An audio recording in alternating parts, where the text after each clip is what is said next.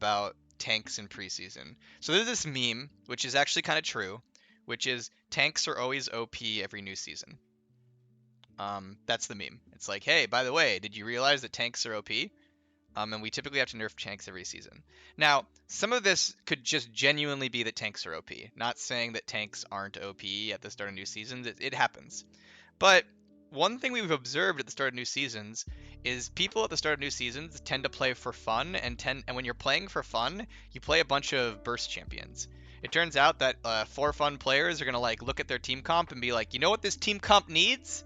More Yasuo, more Yone, more Kayn, right? Like, it turns out that some of our most popular champions are squishy burst champions, right? And so what we see in preseasons is team comps shift heavily towards squishy burst, which is really, really weak against an actual good team comp that has a tank on it.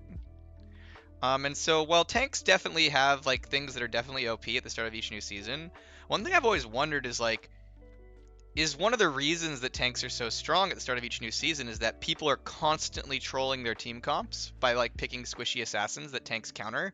And then if you're a tank, not only do you counter all the troll team comps, you also fix your own team comp. When you pick a tank, you're like, hey, my team isn't going to troll like those guys over there. We're going to have an actual front line.